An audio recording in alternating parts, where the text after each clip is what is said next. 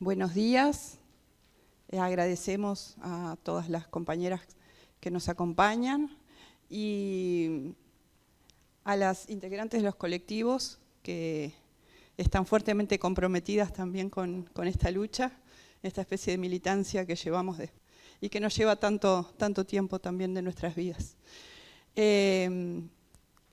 Agradecemos la participación de la doctora María Fátima Bonet, que es juez letrado de familia especializado de primer turno, quien muy gentilmente aceptó la invitación para participar de esta actividad que realizamos en el marco del 25N, Día Internacional para la Eliminación de la Lucha contra la Violencia hacia la Mujer. Esa violencia que afecta la vida de tantas mujeres y que ha cobrado la vida de tantas otras. Y cada vez que hacemos una actividad de este tipo, recordamos a Esmeralda Beatriz Wurm Benítez, una compañera de trabajo de esta facultad que fue vilmente asesinada por su expareja, quien luego se quitó la vida. Así que en cada actividad que realizamos la recordamos siempre, porque es una de las víctimas que ha cobrado la violencia de género. Como toda actividad de este tipo, les pedimos a las personas que asisten que luego de la exposición de la doctora va a haber un espacio de intercambio para preguntas, que no hagan preguntas que tengan que ver con cosas personales, sino más generales. Y bueno, sin más, no le quiero robar más tiempo, le cedo la palabra. Adelante, doctora. Bueno, hola, buenos días. Muchas gracias a todos y a todas los que vinieron a esta presentación. Yo lo que pretendo hacer en el día de hoy es contarles básicamente en qué consiste mi trabajo como jueza de familia especializada de primer turno. No pretendo aburrir con una charla con mucho contenido normativo que por ahí no lo entiende nadie, sino dar algunas pequeñas referencias de cómo funciona. Primero, de cómo es que nace la idea de que el Uruguay promulga la ley 19.580, que es la Ley Integral de Violencia Basada en Género. Y en segundo lugar, cómo es el procedimiento, este peregrinar que yo le llamo cuando una mujer es víctima y se decide a denunciar. ¿Cuál es ese periplo que pasa por la seccional policial, que pasa por el juzgado? ¿Cuáles son las medidas que nosotros como jueces y como juezas podemos llegar a adoptar y cuáles son las consecuencias de la adopción de esas medidas? Antes que nada, agradecerle a la doctora Fiorito que me haya hecho partícipe de esta instancia. Pude venir porque se suspendió otra ponencia que tenía en otro lado, entonces me dio la oportunidad de poder venir a hablar de esto, que es mi trabajo diario y que por otra parte me encanta. Así que bueno, con este paso, bien. Este Día Internacional de Violencia contra la Mujer, que se celebra el 25 de noviembre, tiene una razón histórica de por qué se celebra en ese día. Estas tres mujeres que ustedes ven ahí se llaman Patria, Minerva y María Teresa. Su apellido era Mirabal, eran hermanas, y ellas fueron asesinadas en el marco de la dictadura de Trujillo en República Dominicana en el año 1960. Estas tres hermanas empezaron en su momento con la lucha por los derechos de las mujeres, y el asesinato de ellas dio pie para que a nivel internacional se comenzara llamémosle una movida, ¿no?, con el fin de reconocer los derechos de las mujeres. Por eso, como lo puse ahí, se conmemora la lucha de la mujer por la igualdad y el reconocimiento de sus derechos. ¿Qué pasa? Posteriormente, todas las luchas llevan años, no es que sucede un hecho y al instante nosotros tenemos una renovación legislativa. En el año 1993, la ONU, la Organización de las Naciones Unidas, sacó una resolución, que es la número 48-104, donde reconoce la necesidad de trabajar en pos de la eliminación de la violencia contra la mujer. Ese es como el primer paso que Naciones Unidas da en el año 93, que posteriormente desencadena en el año 1999 con una declaración en la cual la ONU reconoce al 25 de noviembre como el Día Internacional de la Lucha contra la Violencia contra la Mujer. En cuanto a la normativa más destacada, que no quiero aburrir con temas de normativas porque mucho a nadie le interesa, pero es importante que se sepa a los efectos porque esto tiene una razón en función de que después se sanciona nuestra ley. A nivel internacional tenemos muchos instrumentos internacionales, pero yo acá hago hincapié en los que son como más ilustrativos. Tenemos que todo comienza con la CEDAW, que es la Convención para la Eliminación de todas las formas de discriminación contra la mujer, que se sanciona en el año 1979.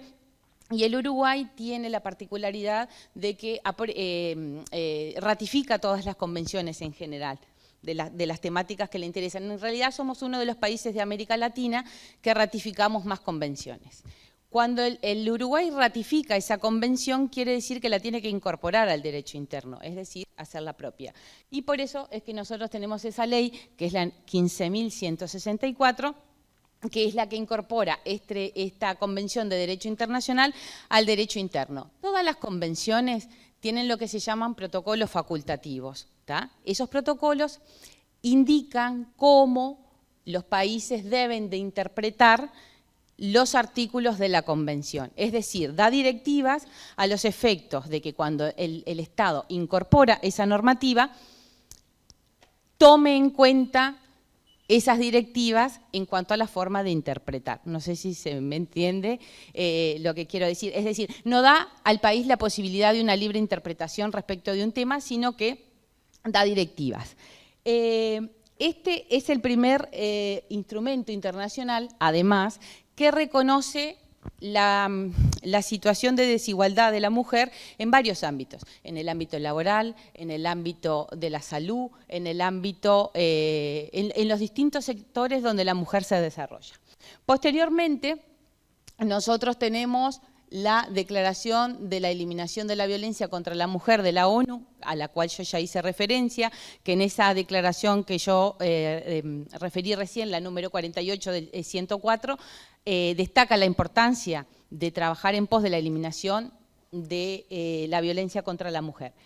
Luego tenemos ya en el marco del espacio latinoamericano la convención que se llama Belém do Pará. ¿Por qué? Porque fue aprobada en Brasil en el año 1994. Ahí está, no me acordaba del año. Bien.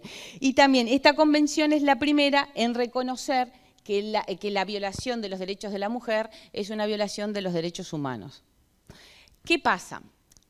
A nivel internacional, como ya lo mencionaba, se dan distintos sucesos que hacen que los países trabajen en pos de la modificación de su normativa. Un claro ejemplo también se sucede en Brasil con una ley que se llama Ley María de Pena. Esa ley fue sancionada en el año 2006 y justamente se suscitó a raíz de un asesinato de María de Pena, que era la señora, era una señora que estaba casada y el esposo la quiso matar pegándole 3 tiros, fingiendo que había sido un atraco en el domicilio. No solo que no logró matarla, que la dejó parapléjica y en una silla de ruedas, que posteriormente pasó el tiempo y la intentó tirar por la tiró por la escalera con la silla de ruedas y la intentó electrocutar en la ducha. Posteriormente la señora efectivamente falleció y en función de ese hecho trágico es que, apropiándose de esta normativa internacional, Brasil sanciona esa ley que se llama Ley María de Pena, la ley 11.340. Ahora bien, el Uruguay, en este marco de incorporar normativa de violencia contra la mujer, sanciona en el año 2017, que entra en vigor en el año 2018, la ley 19.580, que es la ley que ustedes conocen, ley basada en género. Esta ley es una ley integral que contiene varias cuestiones. Primero, contiene una cantidad de principios relativos a cómo tiene que ser el proceso, contiene derechos de las víctimas derechos generales, contiene derechos en sedes administrativas y en sedes judiciales, qué derechos se deben respetar en los diferentes ámbitos, contiene asimismo directivas en cuanto al Estado de cuáles son los sistemas de prevención que debe del Estado de implementar. También contiene modificaciones al Código Penal en cuanto amplía el tipo de delitos sexuales que estaba previsto anteriormente en el Código Penal, pero lo amplía con el fin de la protección de los derechos de la mujer. Esta ley es integral, ¿por qué? Porque hasta el año 2017, que esta ley se sanciona, nosotros contábamos con la ley 17.514, que alguien la debe de haber escuchado en algún momento por ahí, que rige a partir del año 2002. Esa ley, en su momento, se sancionó un poco en atención a la normativa internacional que yo vengo refiriendo antes, pero no era integral. ¿Por qué? Porque en definitiva lo que pretendía solucionar eran los conflictos domésticos que se daban en el ámbito del hogar y no hacía distinción de sexos, es decir, se aplicaba tanto a las mujeres como a los hombres, como a los niños. La ley 19.580 es integral, ¿por qué? Porque reconoce a la mujer sin distinción de religión, de posición social, de raza, ampara mujeres trans, o sea, es mucho más amplia y es la que nosotros aplicamos cuando viene una mujer que me dice que es víctima, independientemente de quién sea el agresor, porque acá puede ser que sea un agresor o que sea una agresora. Siempre que la víctima sea mujer, se aplica la ley 19.580. Bien. En cuanto al objeto, como ya les mencionaba, la ley, además de determinar quiénes son los jueces competentes, que sobre eso es lo que voy después a continuación a hablar, nos dice cuál es el fin de la ley. Este fin de la ley es, como yo ya lo señalaba, es que garantizar a toda mujer dentro del Estado uruguayo una vida libre de violencia, y garantizar justamente el goce de todos los derechos sexuales, reproductivos, derecho a la salud, derecho al trabajo, derecho justamente a una vida libre de violencia. No quiero leer el artículo porque no quiero tampoco que resulte un poco aburrido para ustedes. En cuanto a esta definición de la violencia, la ley dice justamente en este artículo 4 que es cualquier forma de discriminación que afecte de forma directa o indirecta, ya sea la vida, la libertad, la integridad, la dignidad, la integridad psicológica, el aspecto sexual, económico y patrimonial, así como la seguridad personal de las mujeres. En cuanto a los tipos de violencia, también la ley nos da a nosotros los jueces una herramienta porque nos dice, mire, todas estas situaciones encuadran dentro de lo que es el ámbito de la ley. Entonces ahí tenemos las que ustedes ven en pantalla: violencia física, psicológica, emocional, sexual, económica, patrimonial, simbólica, en fin. De todas estas que ustedes ven acá, que son taxativas, hay 3 que son las que son del diario vivir nuestro, que son las que más se dan. Y esas son las número 1, la número 2 y la número 3. La violencia física, no tengo mucho que explicar, saben cuál es la que deja rastros visibles, ¿verdad? Es cuando tenemos distintos grados, distintos niveles, tenemos cuando las intentan matar, a través de ahorcamiento, envenenamiento, a través de armas de fuego. Tenemos un poco más leve, que es cuando las golpean, las quiebran, le dejan moretones, le arrancan el pelo. Y tenemos la violencia sexual, que es aquella que se da también en el ámbito intrafamiliar, cuando se obliga a la mujer a mantener relaciones sexuales no consentidas o a hacer actos relacionados con el aspecto sexual que tampoco son consentidos. ¿Qué sucede con estos tipos de violencia? Yo un poco, para adentrar un poco más en el tema de los tipos de violencia en sí que nosotros trabajamos, a continuación voy a presentar un pequeño cortometraje para que ustedes vean que este cortometraje es una de las situaciones típicas que a nosotros se nos plantea.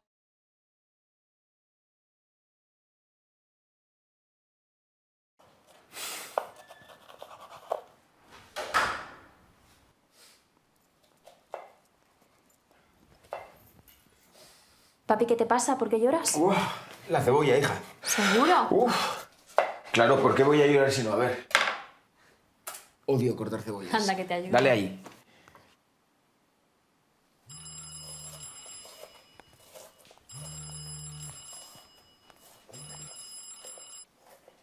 Oye, Carmela, ¿se puede saber dónde estás? Que llevas 2 horas ya fuera de casa. ¿Qué narices haces? ¿Cómo que me dejas? Anda, deja de decir estupideces y vente ya para acá, ¿vale? Que me... ¿Me ha colgado? Me alegro de que haya tomado esa decisión. Le das una vida horrible a mamá. ¿Tú quién te crees que eres, niñata? ¿Eh? ¿Tu hija? Que estamos hartos de cómo tratas a mamá. Que Borja es pequeño y ya se está dando cuenta. ¿Y se puede saber cómo trato yo a tu madre? A tu madre no le falta de nada. A mamá le falta de todo. ¿Ah, sí? Mírame. Mírame dónde estoy. En la cocina, como un calzonazos, ¿no? ¿Qué le va a faltar a tu madre? Pues no sé, cariño, respeto, admiración, libertad. Libertad. Libertad, dice. Ahora lo sabes tú todo, ¿no? Es esa amiga tuya la que te mete estas cosas. No en el hables de cerebro. mi novia. No. No hables tú de mi mujer. Yo estoy hablando de mi madre. Que te has pasado la vida haciéndole creer que no vale nada. Y por eso no te ha dejado antes, porque le has reventado el cerebro. Yo a tu madre la quiero muchísimo. Y ella me quiere muchísimo. Tú no sabes nada. No se ha ido. No se ha ido. Se está haciendo la víctima. Ya volverá. Ya se arrepentirá. Sí te ha dejado. ¿Puedes escucharla por una vez? El número al que llama está ¿Con quién está? cobertura en este momento. Con tu tía Rosario, ¿no? Papá, que se acabó. Las mujeres hacéis estas cosas para que vayamos detrás vuestro, ¿no? Le conozco muy bien a tu madre. Las mujeres no somos como tú te piensas, ¿eh, papá? Que mamá no te pertenece. Cuando te eches un novio serio, encauces tu vida y crezcas de una puñetera vez, harás lo que hacemos nosotros para sacar a tu familia adelante. Quita que voy a buscar a tu madre. Que se acabó. ¡Quita! Eres un maltratador. ¿Qué has dicho? Yo no he pegado nunca a tu madre. No lo vuelvas a decir, ¿eh? Sí, papá. Pero has dicho que esta casa ha sido un infierno. Mamá casi no habla. Borja tiene pesadillas todas las noches. Y yo estoy buscándome un trabajo para largarme cuanto antes.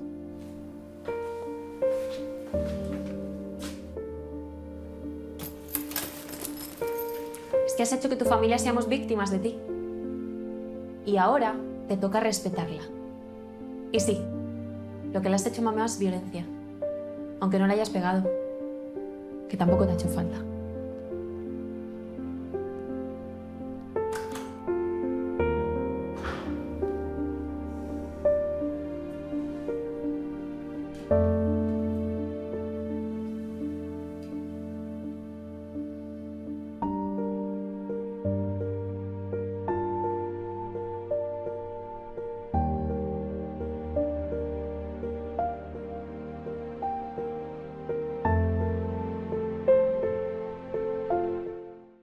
Este cortometraje refleja uno de los tipos de denuncias, de tipos de violencia sufridos por las mujeres más comunes que trabajamos nosotros a diario en nuestras sedes. El abuso verbal muchas veces no es reconocido como una forma de violencia y esto lo aclaro ¿por qué? Porque también en la conciencia de nosotras las mujeres muchas veces decimos, cuando van al juzgado las denunciantes y yo les pregunto qué tipo de violencia la han ejercido, me dicen, no, bueno, él a mí nunca me pegó. ¿Ah? Como que fuera el golpe la única de las manifestaciones de violencia que se pueden suscitar. Como verán, el abuso verbal ataca no solo la naturaleza del vínculo, sino ataca la capacidad de la otra persona, en definitiva, porque yo la estoy denigrando, porque le digo que es una idiota, que no sirve para nada, que no sabe cocinar, que en definitiva él trabaja todo el día para mantenerla y para mantener a los hijos. Y es uno de los tipos de violencia que más socava la personalidad. Hay una expresión en inglés que se llama gaslighting, ¿tá? Que esa expresión surge en el año 1938 a raíz de una obra de teatro, y voy a explicar por qué lo traigo. En aquel entonces, un autor, Hamilton, fue el que crea esta obra de teatro, y se trata de esta situación. Un matrimonio, viven en su casa y fallece la tía de la señora. Una tía, la famosa tía rica que todos quieren tener. La tía rica fallece y no deja heredero, solamente a esta sobrina. Entonces se mudan a la mansión a la cual esta tía había dejado, se muda el matrimonio. Y este señor hábilmente se quiere quedar con el dinero y la herencia de la señora. Entonces empieza a tener actitudes para dejarla a ella como loca. Es decir, yo eso no te lo dije, te estás inventando cosas.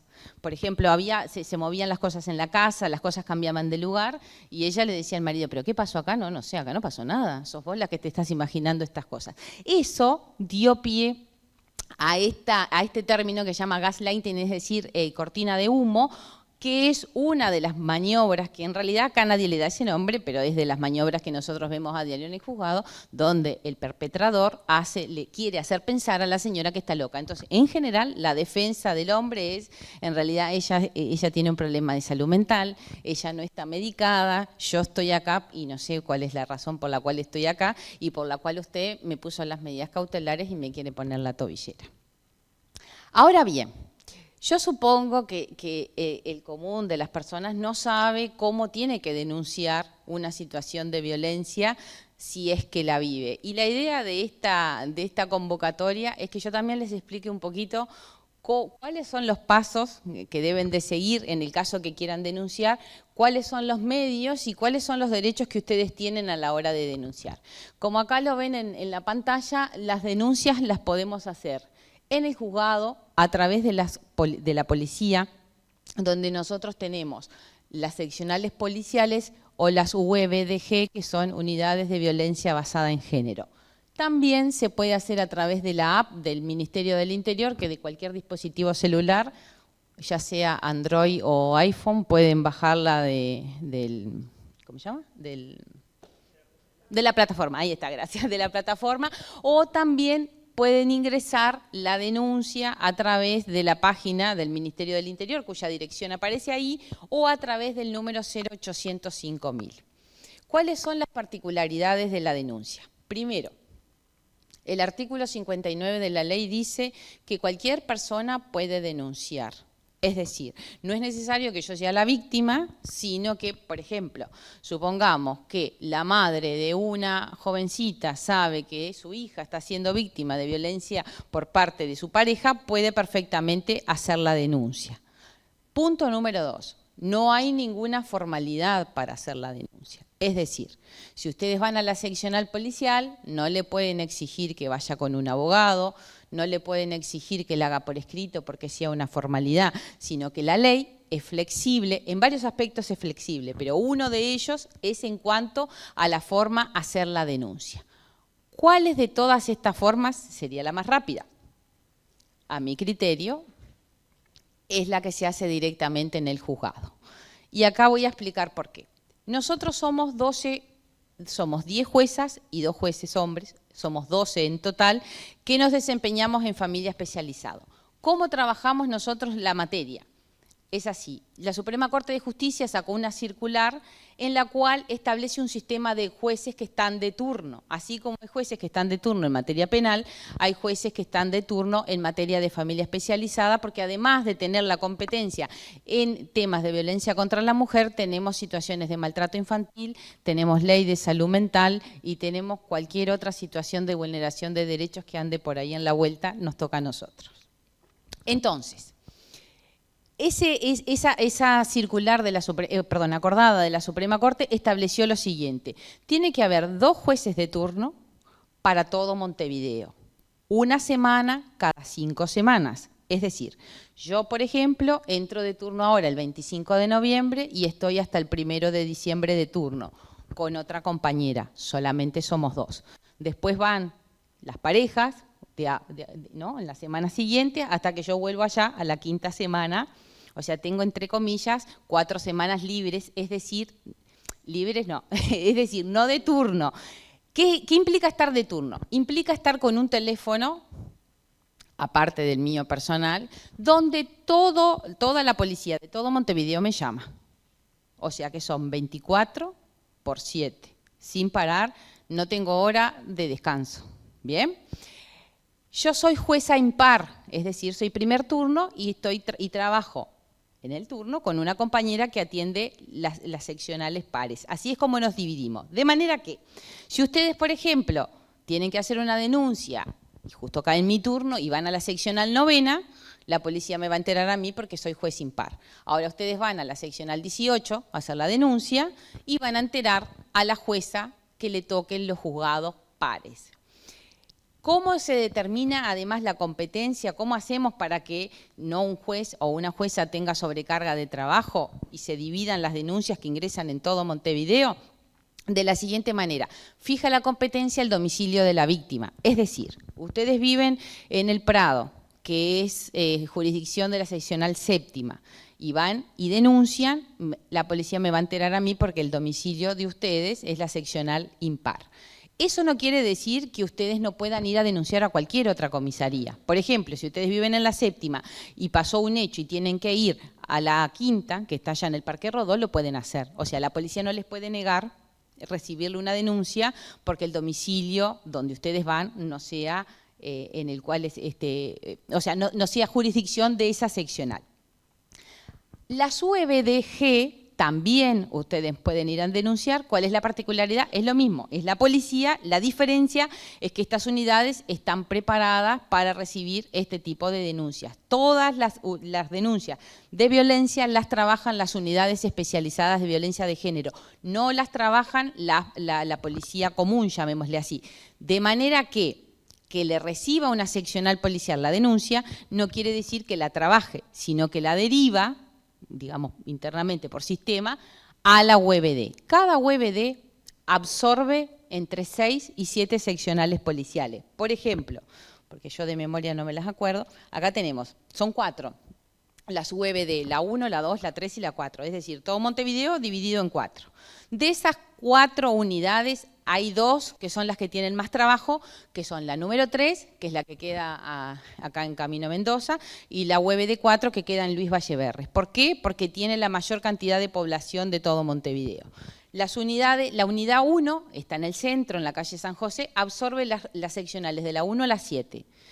La UEBD 2, que queda en la calle Cufré y Boulevard Artigas, absorbe las seccionales de la 9 a la 11 y de la 13 a la 15. La UEBD 3 tiene las seccionales dentro de todas las más complejas, que es la 8, la 12, la 16, la 17, la 18 y la 24, la 18 y la 23, y la UEBD 4 absorbe de las seccionales 19 a la 25. Eso un poco para que se entienda, porque a veces la gente va al juzgado y dice, a mí me mandaron de una seccional para otra, pero yo fui a la calle San José, y la gente no sabe por qué la están derivando. Y es esa la razón. Ustedes pueden denunciar en cualquier sitio, lo que no quiere decir que sea esa seccional la que vaya a trabajar. ¿Cómo funciona esto? Una vez que ustedes van a la comisaría a denunciar un hecho de violencia, le van a hacer unas preguntas, digamos, estándar, ¿no? De cuántos años tiene, cuánto tiempo está con la pareja a la que va a denunciar, cuáles fueron los hechos que dieron mérito para que denunciara, si tiene antecedentes de violencia o no tiene, es decir, si ya anteriormente denunció, si el señor la golpeó, si no la golpeó, si tienen hijos en común. En general, esas son las preguntas típicas. Y a lo último le preguntan si ustedes quieren medidas cautelares.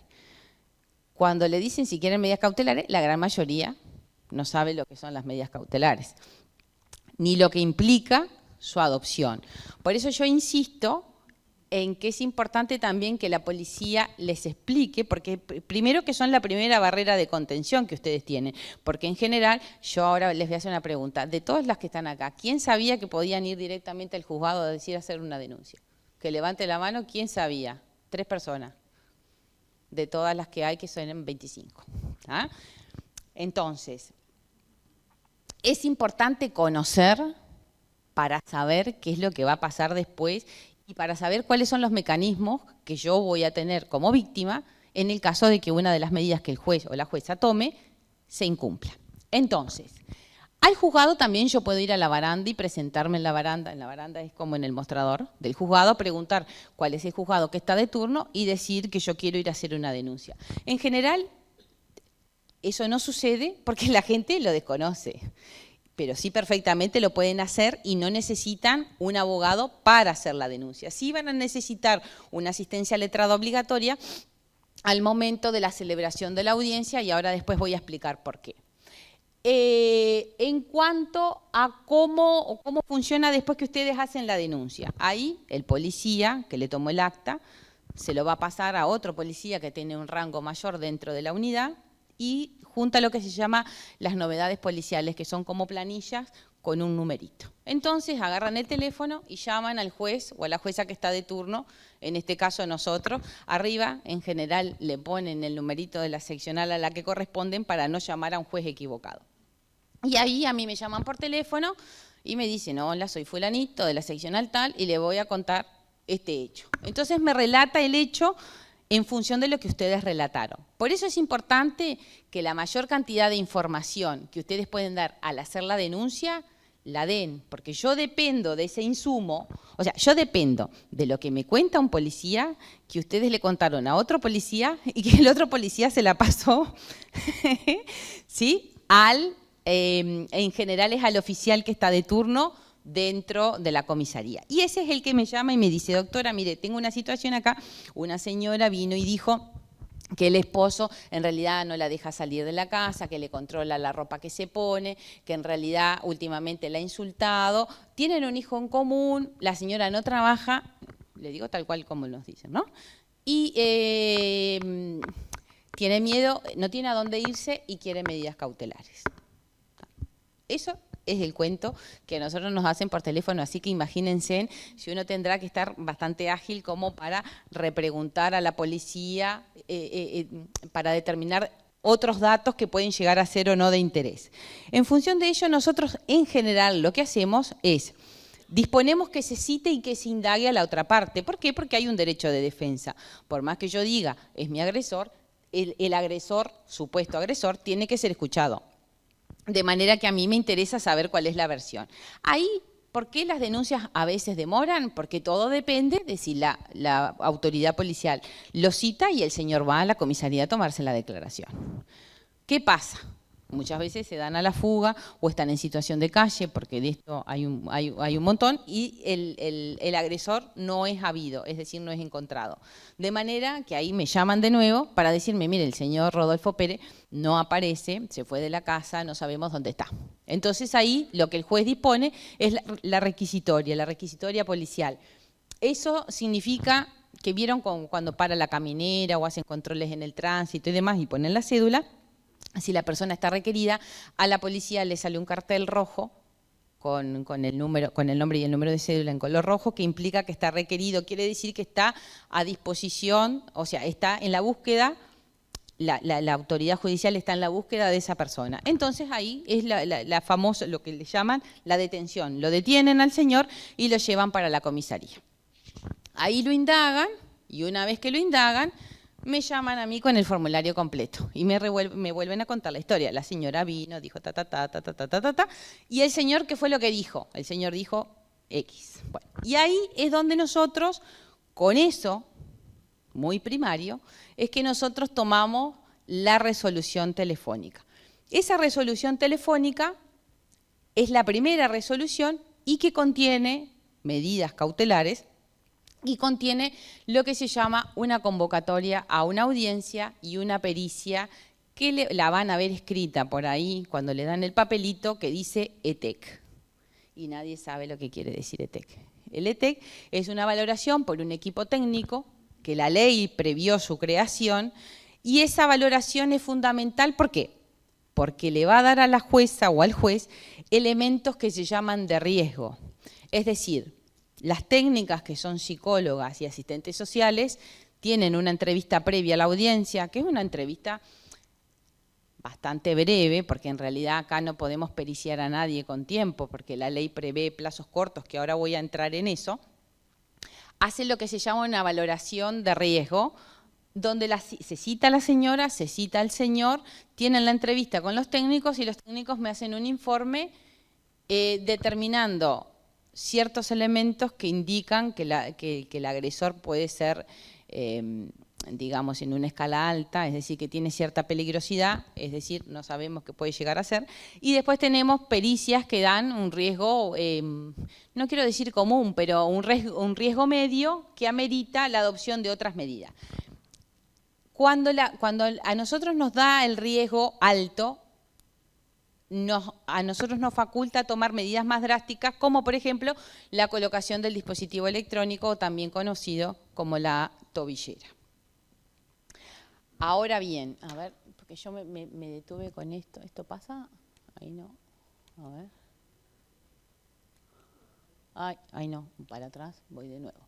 Ahí está. En cuanto a los derechos que tienen las víctimas al momento de denunciar. Ahí tenemos estos que parecen cuestiones básicas y de sentido común, pero es importante que las tengan presente. Las tienen que tratar con respeto, ya sea en el juzgado, ya sea en la autoridad policial, no hacerlas sentir como que ay, viene otra vez, viene a denunciar lo mismo. Tienen derecho a que su denuncia sea confidencial y a que tengan privacidad sobre los hechos que están relatando, porque en general son cosas de la intimidad, la gran mayoría de las veces, y son cosas sensibles que hacen que uno remueva un montón de emociones y demás, y que después a todo esto tiene que volver a ir al juzgado. Tenemos este derecho que está ahí en el medio, que yo lo puse en el medio porque me parece fundamental, que es el derecho a comprender. Quien no comprende no puede poner en marcha ningún mecanismo para que la medida o no se pueda hacer efectiva. Y tienen que tener la información clara. Eso es por lo que yo abogo a diario. A mí las audiencias me llevan un poquito más de tiempo, a veces, porque yo explico y repito y vuelvo a explicar. Primero pregunto si la persona entendió lo que sucedió. En segundo término, es importante que sepan qué es lo que tienen que hacer en caso de que la medida no funcione. Tercero, tienen que saber qué hacer si ustedes no quieren contar más con la medida cautelar, porque eso también puede suceder, que la víctima diga, mire, yo ya me siento satisfecha con la medida hasta acá y yo no quiero contar más medidas. Es importante que ustedes conozcan el procedimiento, conozcan el funcionamiento, conozcan lo que firman. Muchos van y firman en la comisaría y no saben lo que firmaron. Y después uno le pregunta, ¿pero usted por qué no vino a la pericia? Dice, no sé, yo firmé un papel, pero a mí nadie me explicó. Y eso tienen que hacerlo valer a ese derecho. Es decir, pedirle a la autoridad policial, si hacen una denuncia, primero, que le den la constancia de que hicieron la denuncia. Fundamental. Me dicen, no sé, yo fui a la comisaría que queda allá. ¿Y a usted, señora, no le dieron ningún papel? No me dieron ningún papel. Hay una ley que se llama Ley de Procedimiento Policial, que el artículo 103 de esa ley obliga a la autoridad policial a que le den una constancia de cuando hacen la denuncia. ¿Por qué? Porque esa denuncia contiene un número dentro de lo que es el SGSP, que es el Sistema de Gestión Policial, que eso es lo que a mí me ayuda a buscarla dentro de un sistema. Vieron que uno puede buscar por cédula, puede buscar, en cualquier sistema uno busca por la cédula. En el sistema de gestión policial se busca por el número de denuncia, que es a lo que nosotros nos va a dar todo el relato que la víctima hizo en la policía. Después, contar con un intérprete y adaptación del lenguaje en el caso de que sea alguien que tenga discapacidad. Hay muchas mujeres que tienen discapacidad intelectual, y convengamos que no es lo mismo que una víctima con discapacidad intelectual vaya a una comisaría donde muchas veces tiene que esperar horas para hacer la denuncia, a que vaya con alguien que le colabore, porque también dentro de la policía no hay los recursos como para tener y contar con intérpretes. Y por último, bueno, el tema de la protección y atención para los hijos, que eso ahora después lo voy a explicar, y el tema del asesoramiento jurídico gratuito. Es importante que sepan que todas tienen derecho a un abogado y que el abogado siempre va a ser gratuito siempre que la víctima lo quiera. ¿Dónde se otorga la el asesoramiento jurídico gratuito en el juzgado. En las comisarías no van a encontrar abogado alguno.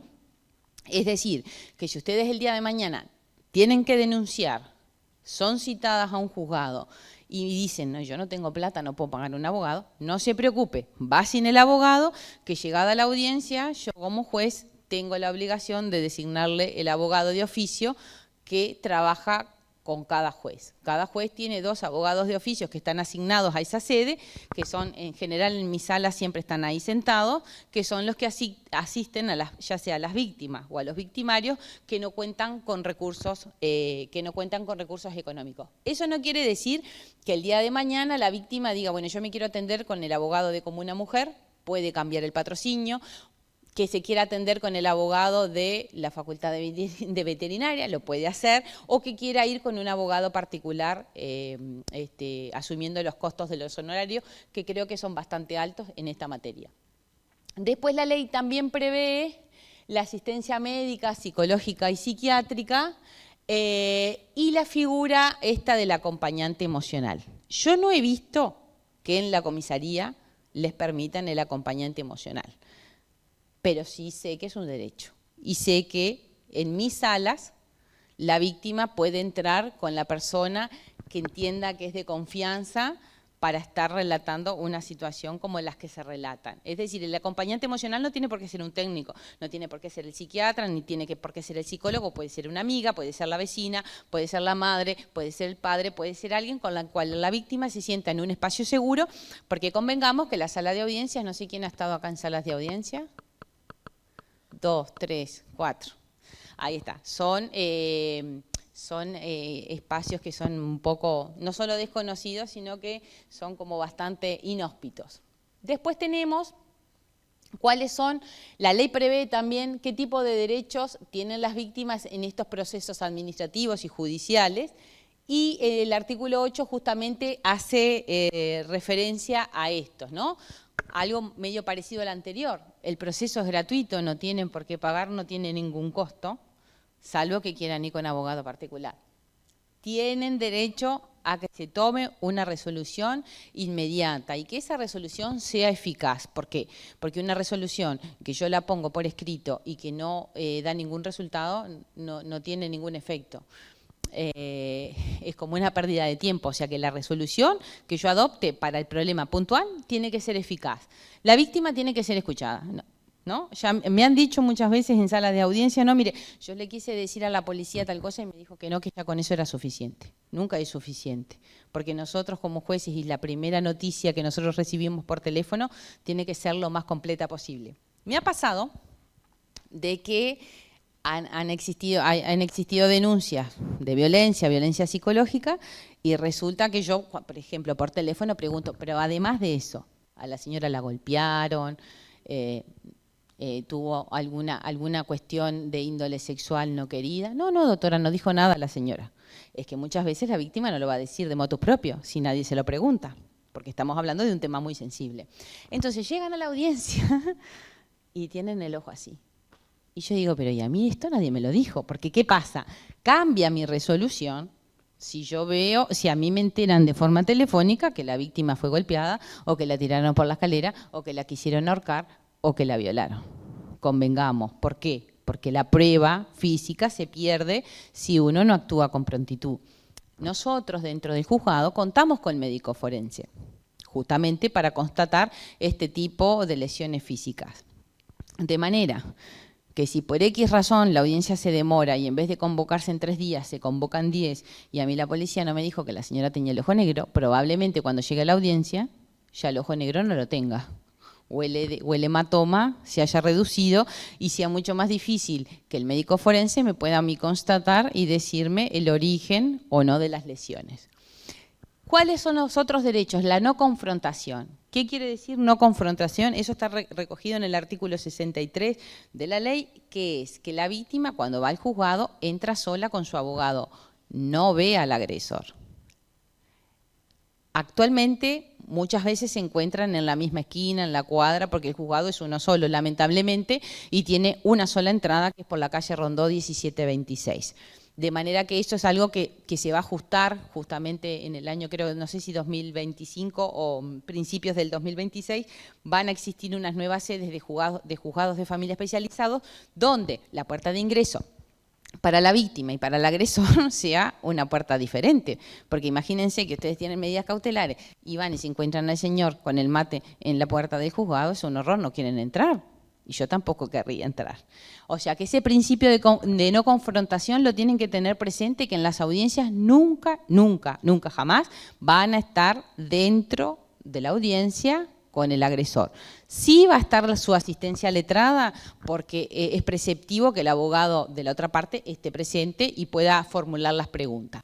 Después, el tema de participar, justamente, obviamente que la víctima, acá hay una cuestión, tiene derecho a decir que no quiere volver a declarar.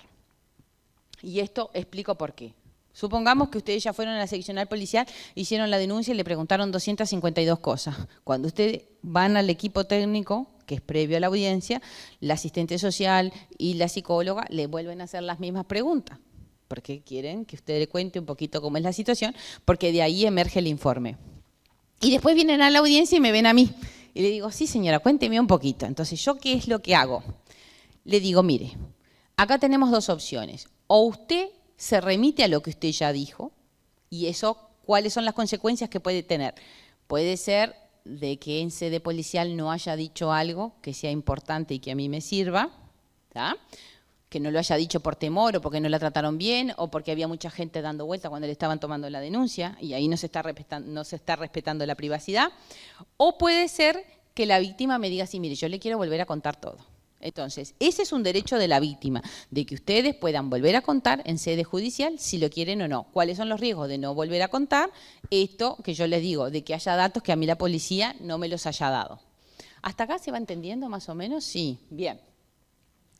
¿Cuáles son estas medidas cautelares de las que todo el mundo habla y que están en el artículo 65 de la ley 19.580? Bueno, estas son las medidas que nosotros primariamente tomamos por teléfono, que en realidad tomamos no todas, por teléfono son menos, y convocamos en 72 horas a la audiencia. De manera que ustedes tienen que tener presente lo siguiente. Si ustedes van y denuncian el lunes, y al señor lo encontraron y lo interrogaron, y le pusieron medidas cautelares, el juez tiene el deber y la obligación de convocarlos a una audiencia. No existen medidas cautelares donde usted se vaya para la casa tranquila con las medidas cautelares y nunca pasó por el juzgado. No, siempre tienen que ir al juzgado, convocado por el juez, por supuesto, ¿no? Dentro de las 72 horas, dice la ley. Ahora bien, ¿qué medidas cautelares se pueden adoptar frente a una situación de violencia? No las voy a decir en orden porque no me voy a atener al orden de la ley, pero básicamente son las siguientes. Primero, el retiro del hogar del agresor. Es decir, la señora dice, mire, yo no tengo dónde vivir y el señor es el agresor, el juez lo saca de la casa. Esta medida es autosatisfactiva, quiere decir que se agota en sí misma y que no tiene retorno, salvo que el día de mañana la señora le diga, vení, podés volver a vivir acá. Pero yo como jueza no voy a disponer el reintegro del señor al hogar. Primera medida. Segunda medida, la restricción de acercamiento, relacionamiento y comunicación por cualquier medio, es decir, de forma personal, a través de mensajes, WhatsApp, Instagram, like, Twitter, llamada por teléfono, mensajes de texto, mensajes de lo que sea. O sea, cuando es comunicación, es toda. ¿Por qué? Porque muchas veces me dicen, no, yo le mandé un mensajito para el cumpleaños. No. Y yo entendí que era no acercamiento. No es no acercamiento, no relacionarse, no comunicarse. La ley prevé que esas medidas tienen una duración mínima de 180 días, es decir, 6 meses desde su adopción, y el radio de exclusión, es decir, la distancia, la establece el juez. ¿Qué es importante nosotros como jueces preguntar cuando las personas hacen la denuncia? Es, en el caso de que el señor se vaya de la casa, va a ir a vivir medio cerca, porque a veces viven en la casa de la madre que vive a la vuelta en el mismo barrio. Entonces yo no le puedo poner 500 metros porque ahí estaría incumpliendo la medida cautelar. Tercero, la incautación de las armas en el caso de que el agresor tenga armas en su domicilio. Para que yo la pueda disponer es importante que la víctima me diga, no, mire, sí, tiene una 22 guardada en el ropero, porque si no son medidas que nosotros no disponemos incautación si no sabemos que las mismas existen. Cuarto, la prohibición de uso y de tenencias de armas de fuego. Vieron que acá en el Uruguay para portar armas hay que tener un permiso y demás y hacer un trámite administrativo. Nosotros con nuestra resolución podemos impedir que a esa persona, a ese sujeto, se le otorgue un permiso para el porte o para la tenencia de armas. ¿Qué otra medida, además de esa, puedo disponer? El reintegro de la víctima al hogar. Supongamos que en el hecho de violencia, como en el caso del video que vimos, la señora se fue de la casa y no le contestó más el teléfono. ¿Tá? Lo hizo capaz que como una medida para poder salir de ese círculo vicioso de la violencia. Pero cuando va a la audiencia me dice, mire doctora, yo me fui a la casa de una amiga, pero yo en realidad no me puedo quedar en la casa de una amiga porque yo en mi casa tengo mis cosas, tengo mis herramientas, tengo mis plantas y en definitiva es mi casa. Más allá de que pague él el alquiler, aclaro. La ley prevé que la víctima tiene derecho a volver al domicilio y nosotros podemos disponer su reingreso y la quita del agresor. Después, otra de las medidas que nosotros también en general ordenamos es disponemos que el agresor concurra a su prestador de salud para ser atendidos por equipo de salud mental o, en su defecto, por el equipo de atención de violencia basada en género de la mutualista. En realidad la ley lo prevé, pero yo tengo mis dudas de que cuán efectivo es, porque yo no sé si en realidad, esto lo digo desde el desconocimiento, cuando van realmente les mandan un tratamiento por la situación de la violencia o le dan la constancia de que fueron y que cumplieron con el precepto que le mandó el juez de ir y presentarse y que el psicólogo le da una constancia. ¿Por qué esta medida? La ley en definitiva aborda mucho la situación de la mujer, pero no tanto la del varón. Y acá tenemos el problema de que si nosotros no cortamos el problema de raíz, o sea, o si lo trabajamos desde la base, el problema va a seguir existiendo. Por eso es que nuestros juzgados se llaman juzgados de prevención. Es decir, yo prevengo que suceda un daño mayor al que ya sucedió eventualmente. Es decir, yo siempre lo explico en estos términos en la sala de audiencia, es como que desconecto la bomba antes de que explote. ¿Tá? Son medidas que justamente lo que hacen es sostener la situación y tratar de que esa situación no avance y que la víctima no termine, no termine muerta, como hay lamentablemente muchos casos de femicidio.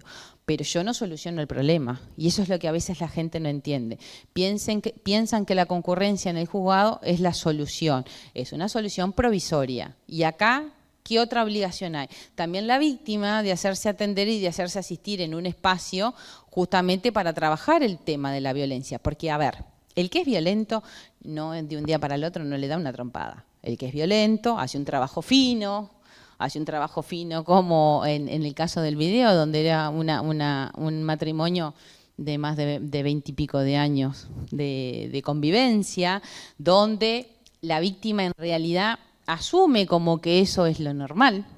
Lo normal es que él le diga que no se puede vestir de determinada manera, lo normal es que le diga que no puede trabajar porque es una inútil, lo normal es que le grite, lo normal es que le patee el perro, porque hay también mucha violencia que le llaman violencia vicaria, que la ley no la menciona, pero es cuando yo busco provocarle el dolor a alguien a través de lo cercano que le afecta. Por ejemplo, le matan al hijo. ¿Han visto? En el informativo que han habido agresores que matan a los hijos porque eso incide mucho más en la víctima que matarla a ella, ¿no? Cuando le matan la mascota. Ustedes pensarán que es una cosa de locos, pero es más común de lo que ustedes se imaginan, ¿no? Que le matan el perro, le envenenan el gato, como forma de hacerla sufrir. Por eso es importante que la víctima acuda siempre a un espacio. ¿Por qué? Porque estas medidas en algún momento terminan. Si bien yo tengo casos en mi juzgado donde tengo gente con tobillera de hace 6 años, inintermitente, no es el más común de los casos. En ese caso es porque es un caso particular y cada caso es distinto. Pero es importante que la víctima busque apoyo porque el ciclo de la violencia es un círculo, justamente no tiene principio y no tiene fin. Hasta que uno no logra darse cuenta de que es víctima, que necesita ayuda y que esa situación no la puede permitir más en su vida, esto puede ser que se reincida. ¿Por qué? Porque yo lo veo a diario, mucha gente que ha tenido medidas cautelares, que tiene el uso del dispositivo electrónico, pasan 6 meses, pasan 7, pasan 9 y resulta que después vuelven a estar con su pareja. ¿Por qué? Porque en este tiempo no adquirieron los medios ni adquirieron las herramientas como para, primero, tener una salida laboral, por ejemplo. Si bien la ley prevé que el Estado debe de proporcionar todos los medios y demás, en realidad sabemos que no.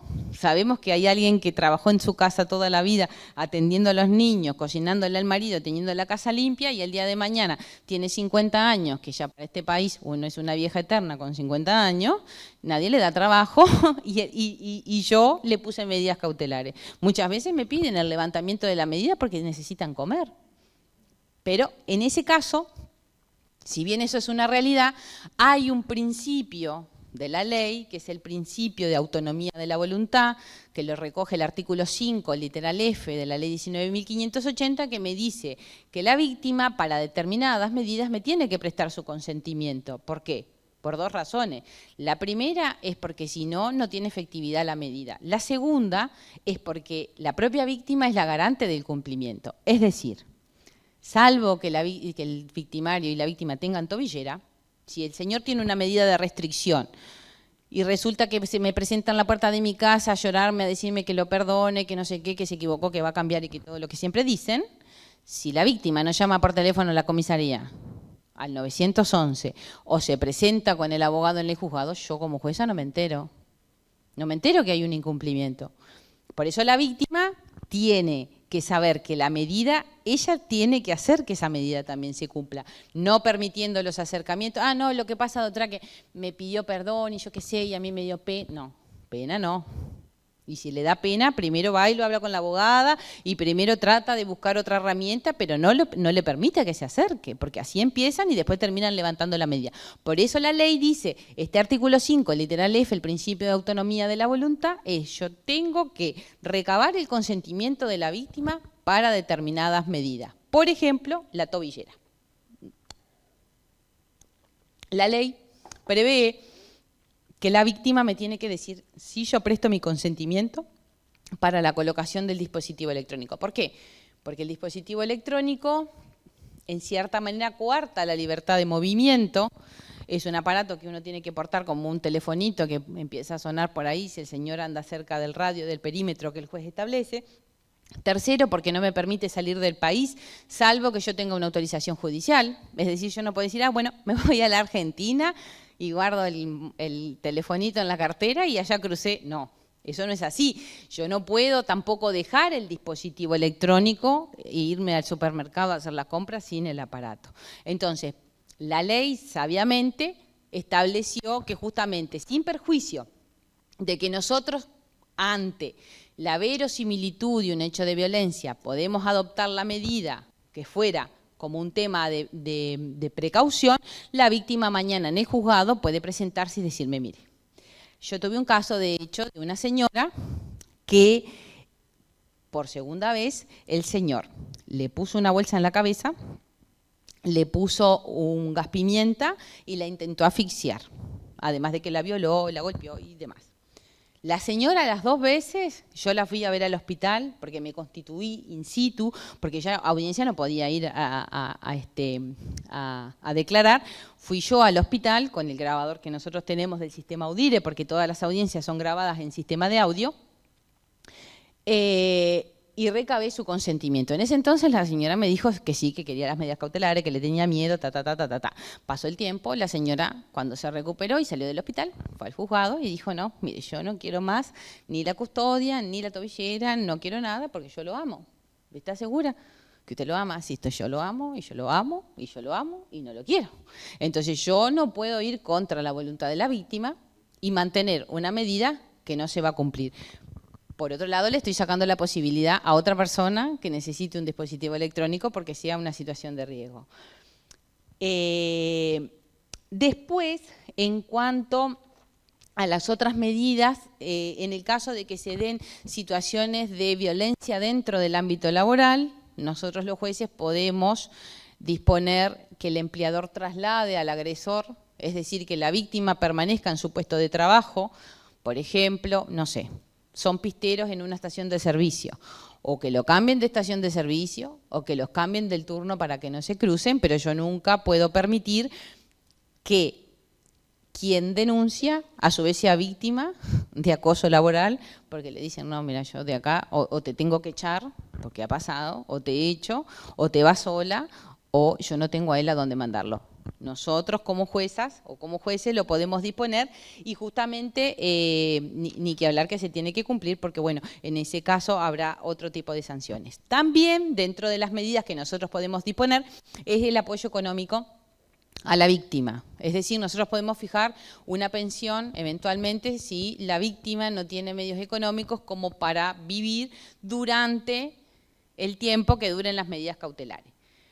Otra cosa importante, las medidas todas duran, todas duran por el mismo tiempo, mientras que esté la restricción, todas las otras están vigentes. No hay medidas que sigan in eternum, es decir, si yo dispuse, por ejemplo, salvo el retiro del hogar, si yo dispuse, por ejemplo, la obligación del agresor de ir a su prestador de salud a consultar, si el expediente terminaron las medidas, terminó la obligación de concurrir a su prestador de salud, más allá de que el señor lo haga porque le haya resultado útil. Es decir, estos expedientes, una vez que la medida llegó a su fin, el expediente se archiva. ¿Qué quiere decir? Que, por ejemplo, ustedes tenían un expediente conmigo en mi juzgado, se terminaron las medidas, yo los desconecté porque tenían tobillera, el expediente se archiva. Pasan 15 días, tiene una nueva denuncia. Yo no soy la competente. Va a entender el juez o la jueza que está de turno al momento de que la víctima hace la denuncia. ¿Qué otras medidas cautelares se pueden adoptar? Esta es en relación a los hijos o hijas menores de edad, es decir, entre 0 y 18 años. Y ahí hay 3 aspectos que son importantes. La tenencia, la pensión alimenticia y las visitas, como dice ahí, esto está recogido en el artículo 67 de la ley 19.580 y estas medidas es importante que sepan que también son provisorias, es decir, rigen mientras rige la medida de restricción. Por ejemplo, tenemos que, en el caso que yo le contaba hoy, que la señora denunció y demás, y yo pregunto, bueno, ¿tienen hijos en común? Sí, tienen 2 nenitos de 3 y de 5. Genial. En la audiencia, cuando yo resuelvo el mantenimiento o no de las medidas esas cautelares de restricción y todas las otras que yo les nombré, tengo que pronunciarme sobre estos aspectos.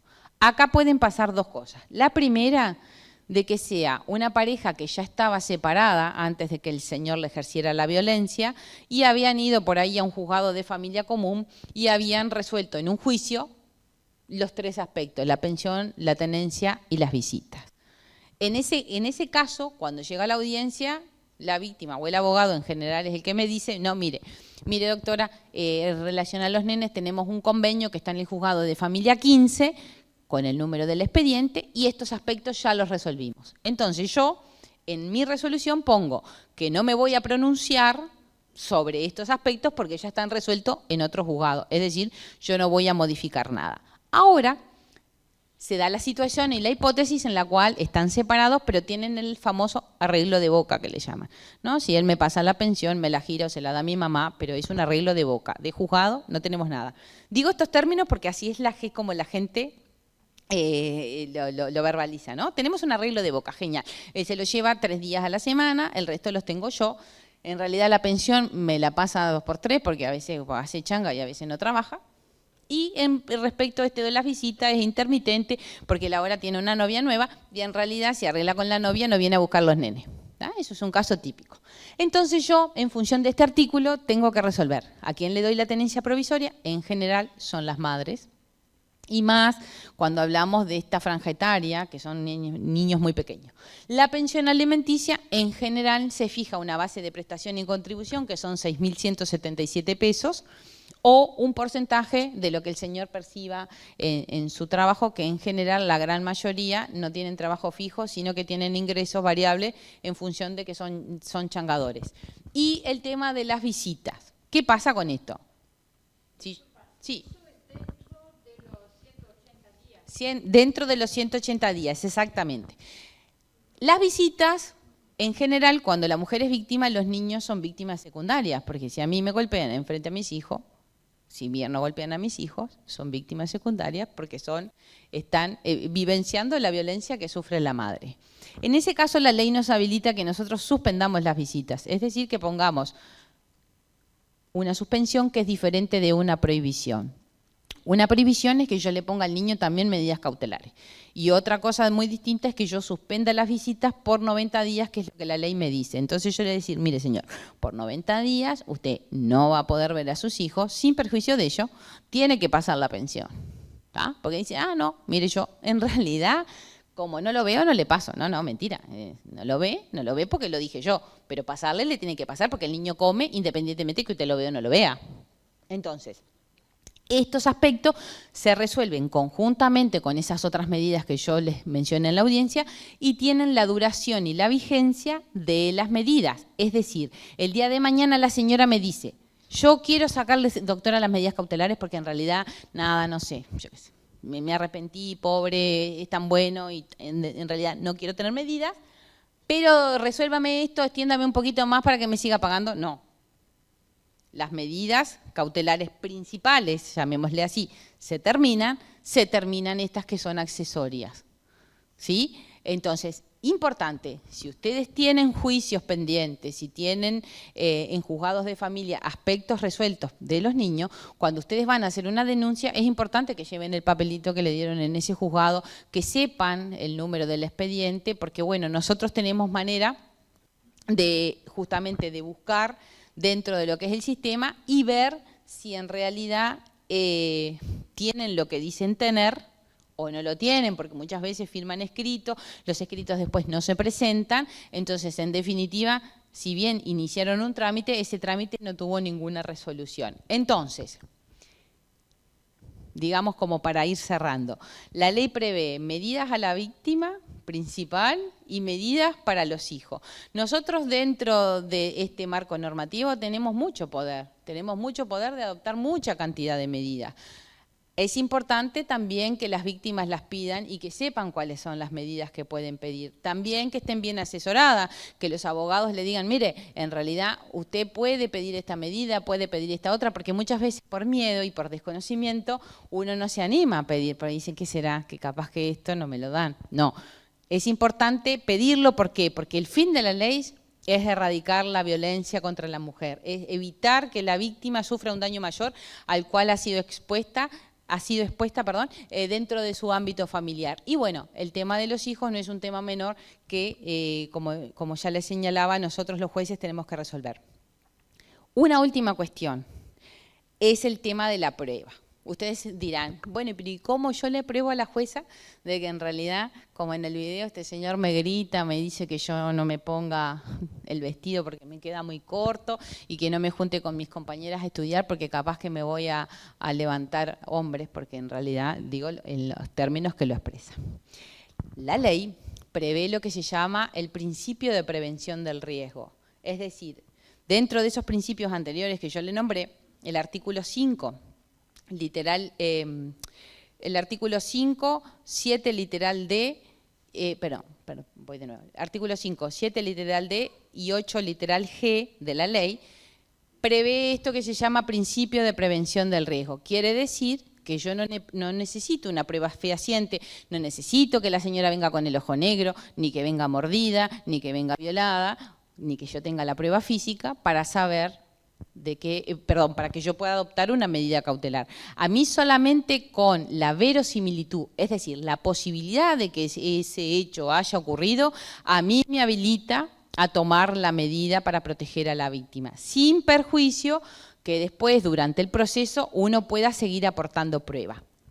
¿Por qué hay flexibilidad? Porque a mí me permite que la señora saque el teléfono celular y me diga, mire, el día que él me agredió, yo dejé el teléfono grabando y lo filmé. Entonces me van a decir, ay no, pero eso es una prueba ilícita porque el señor no sabía, porque bla, bla, bla. No, yo la puedo perfectamente incorporar como un elemento y lo puedo incorporar porque es el ámbito familiar es un ámbito donde es muy difícil conseguir una prueba. Imagínense que si yo me pusiera a pedir, señora, tráigame una prueba de que el señor le grita, no pongo una medida, porque nadie la tiene. Salvo que también venga alguna testigo, venga la tía, venga la vecina, venga la niñera, ¿no? Y diga si en realidad el señor le grita, le pega y demás. De manera que esta ley es flexible, es decir, ustedes denuncian y donde haya un riesgo, la ley habilita al juez a que ponga la medida cautelar en función de este principio. Hay otro principio que se llama principio de interpretación pro mujer, que está recogido en los artículos 3, 45 y 46 de la ley, que lo que me dice es que yo en caso de duda nunca puedo interpretar en detrimento de la víctima. Es decir, si yo tengo acá a la señora que me dice una cosa y el señor me dice, no, en realidad ella es una loca, está mal, está descompensada, ella va al psiquiatra y hace como 4 meses que no va y no toma la medicación y por eso estoy yo acá, porque en definitiva yo le digo que la tome y como ella no la toma, ella me denunció por represalia, yo ante la duda de que puedo decir, bueno, porque yo ahí tengo que decidir. No le puedo decir a la gente, bueno, vaya así, que voy a pensar a ver qué hago. No, yo tengo que resolver en el momento que tengo la audiencia, con los elementos que tengo. Entonces, ese principio de interpretación pro mujer, recogido en estos artículos, hace que la balanza se incline y que el juez o la jueza adopte esa medida en función de protección a la víctima. Porque lo que la ley justamente quiere es eso, que se proteja a la víctima. Y bueno, yo estoy muy agradecida que hayan estado hoy, que hayan dispuesto de su tiempo para venir a escuchar esto, que traté de hacerlo lo más didáctico posible para que no se aburrieran y dijeran, no venimos más, ¿no? Bueno, le agradecemos muchísimo habernos acompañado hoy.